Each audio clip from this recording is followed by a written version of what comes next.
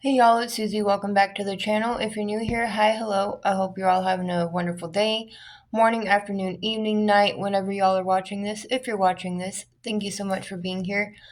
We are going to get into the next video of our diabetes series. I'm going to be reading to you from Understanding Diabetes. This video we're going to get into type 1 because that is what my daughter was just diagnosed with. But let's get into it. Type 1 diabetes. Type 1 diabetes is one of the most common chronic conditions of childhood. Unfortunately, it is increasing in incidence. The reason for this is unknown, although it is most likely related to the environment. Type 1 diabetes is the most common form of diabetes to occur in people under age 40. Type 2 diabetes is the most common form after age 40. All kinds of people live with diabetes, including athletes, scientists, artists, and celebrities. Following diagnosis, people frequently discover they have friends who also have diabetes. Their looks, personalities, and activities are no different from those of anyone else. It is important to differentiate type 1 diabetes from type 2 diabetes. Type 2 diabetes is uncommon before puberty, but is increasing in frequency in overweight teenagers and adults. It does not have an autoimmune component as does type 1 diabetes. It is now known that over half of new diagnoses of type 1 diabetes occur in adults. The onset is often milder, less ketoacidosis than for children, and adults are often misdiagnosed as having type 2 diabetes. They sometimes do not need insulin initially, although progression to needing insulin is more rapid than for type 2 diabetes. The autoantibodies, especially GAD, may be present, whereas they are not present with type 2 diabetes. Factors leading to type 1 diabetes. We know type 1 diabetes is not contagious, like a cold. We also know it isn't caused from eating too much sugar. 3 risk factors seem to be important in determining why a person develops type 1 diabetes. 1. Genetic inherited risk. 2. Environmental trigger, possibly a virus or other exposure, which is what brought my daughters on. And 3. Immune activation, autoimmunity, or self-allergy. 1. Genetic inherited risk. The first important factor in developing diabetes seems to be a combination of genetic inherited risks. Genetic factors are inherited from a person's parents. Genes can determine many things from risk for diseases such as diabetes to the color of a person's eyes or their talent for music. Many families do not know that they carry a genetic risk for type 1 diabetes. Facts about inheritance. People with type 1 diabetes are more likely to have inherited certain immune cell characteristics, called HLA types. Those who don't have diabetes are less likely to have these HLA types. Nearly all people with type 1 diabetes have at least one high-risk HLA type, D3 or DR3 or DR4. There are also other genes that carry risk, but HLA types are the strongest risk factors. 53% of people with type 1 diabetes have one DR3 and one DR4, with one of these coming from each parent. In comparison, only 3% of people without diabetes have this combination. The DR3/DR4 combination makes a person more likely to develop diabetes. This is especially true if the person has a relative with type 1 diabetes, which I feel like that could also play into it because I do have family members that are also diabetic. Over half of people diagnosed with type 1 diabetes, up to 90% in one study, have no close relative with type 1 diabetes. Perhaps members of one family carry the DR3 gene, but no one has ever had children with someone who carries a DR4 gene.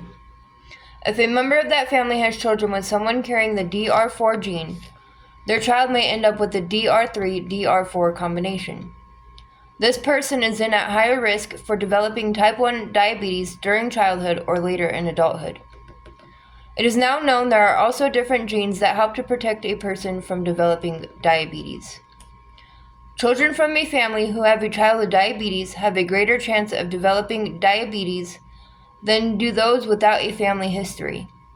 A brother or sister of a child with diabetes has about a 1 in 25% chance of developing diabetes. This is about 10 times risk for individuals without a family member with type 1 diabetes. The cause is not completely due to heredity. We know this from studies of identical twins. When one identical twin gets diabetes, only in 60 to 70% of the cases does the other twin also develop the disease.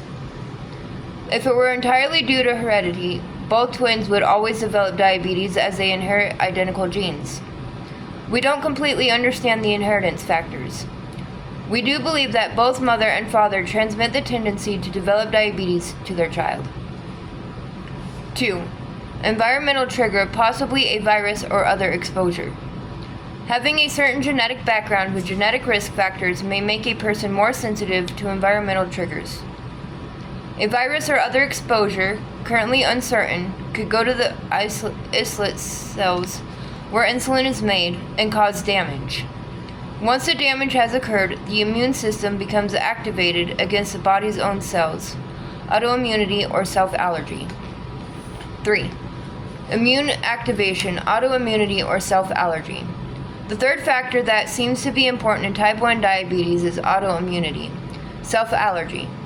Normally, our immune systems protect our bodies from illness by attacking disease-causing bacteria or viruses. However, in autoimmunity, the immune system becomes confused and attacks the body's own cells. Facts about autoimmunity, self-allergy. In the case of type 1 diabetes and other autoimmune diseases such as lupus, arthritis, and multiple sclerosis, sorry, I butchered that word, the immune system turns against part of the person's own body. The immune system treats that body part like something that should not be there. Like an invading infection, the immune system reacts against the body part and the immune reaction causes damage.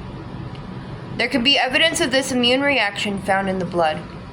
The immune reaction in type 1 diabetes is against the cells in the pancreas, islet cells, that make insulin.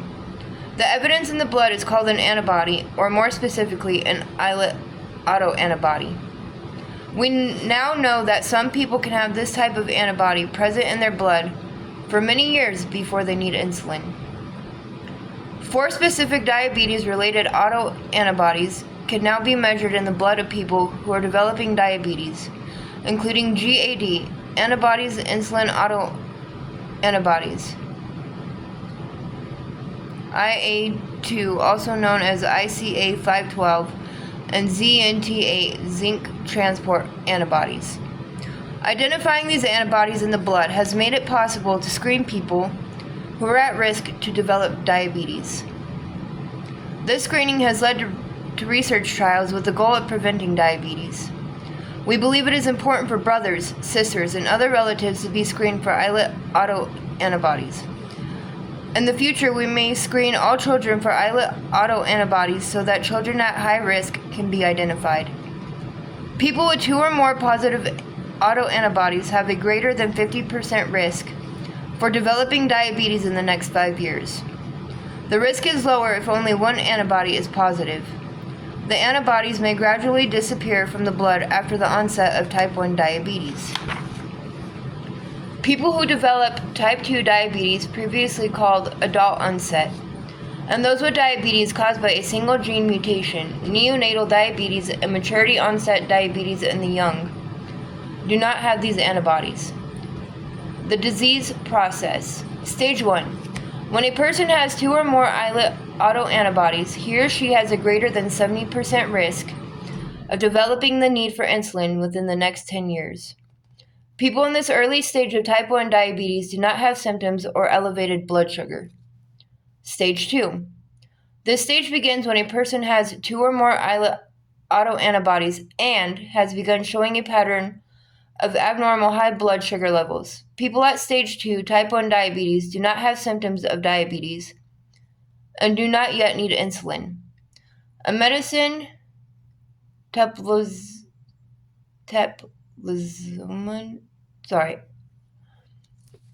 butchering it again, will likely be approved in the near future for treatment of people in stage 2.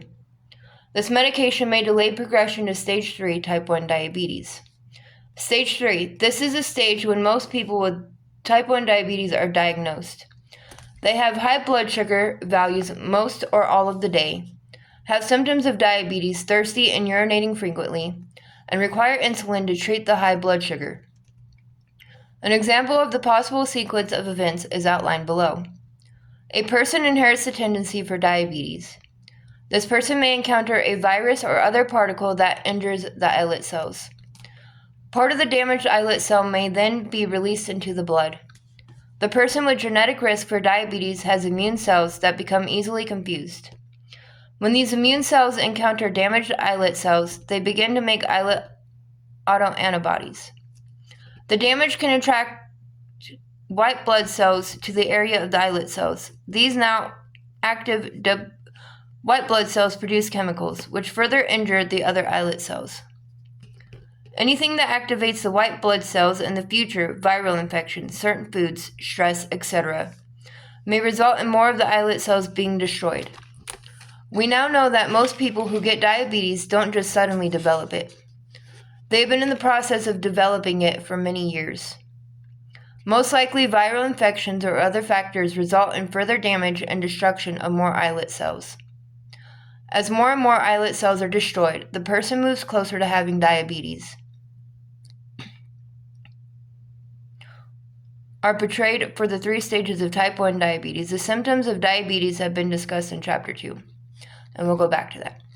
Diagnosis. People are typically diagnosed with type 1 diabetes when they have a pattern of elevated blood sugars and symptoms of diabetes. The symptoms of diabetes have been discussed in Chapter 2. Some people may be diagnosed at stage 1 or stage 2 before they have symptoms if they were screened for islet autoantibodies. Treatment. The treatment of type 1 diabetes is discussed throughout this book and always involves insulin therapy. Frequent blood CGM sugar checking is important. Following a food plan and daily exercise are also important. Often a honeymoon time begins a few weeks or months after a person with type 1 diabetes starts insulin treatment. That's where my baby's at right now. The insulin dose may go down and it may seem like the person does not have diabetes, but they do. This period may last from a few weeks to a few years. Checking blood sugars at least 4 times per day or use of a continuous glucose monitor is essential for people with type 1 diabetes.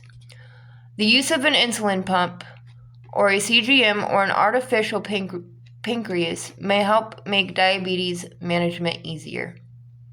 The most important rule for the patient with type 1 diabetes to remember is, I must take my insulin every day from now on. If I forget my insulin, my sugar levels will become very high, and I may make ketones. Even if I get sick, I still need insulin. I may need more or less insulin, but I must have it every day. Important, the only known difference about people who develop type 1 diabetes is that their bodies don't make enough insulin.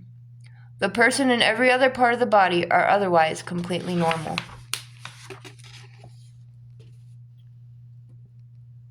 Definitions. Allergy, a special reaction of the body to some material. This is similar to what happens if you are allergic to something that makes you sneeze. Antibody, the material we measure in the blood if someone has an allergy. Example, milk antibodies might be present if someone has a milk allergy. Autoimmunity, self-allergy, the process of forming an allergic reaction against one's own tissues. This happens in diseases such as lupus and arthritis. People with type 1 diabetes make an antibody against their islet cells where the insulin is made. Genetic, inherited, features that are passed from both parents to children. HLA type, the system of grouping immune cell types just as red blood cells are grouped into A, B, AB, and O blood types. HLA stands for human leukocyte antigen. A leukocyte is another name for a white blood cell. The white blood cell is a type of cell used in HLA typing. Identical twins. Twins that come from the same egg. All their features, genetics, are exactly alike. Islet cell. The groups of cells within the pancreas that make insulin. islet autoantibody, the material measured in the person's blood to show they have had an immune reaction against the cells in the pancreas, the islet cells that make insulin. And we are going to end that one here. If you watch this, thank you so much for being here. If your kiddo's going through this, or if you yourself are going through this, it is manageable. It is very, very scary in the beginning. I'm still learning. I wish it was me and not my 5-year-old daughter going through this. But she's getting better. Your children or yourself, if you're going through this, you will get better. It does get better, I promise. I know that is scary. It'll be scary for a little while. But you can do this. With that being said, I hope you all have a great day, morning, afternoon, evening, night, whenever y'all are watching this. And again, if you watch this, thank you so much for being here. And we will read more of this book throughout, the next couple months. But yeah. And I will see you guys soon with another video. Bye, guys.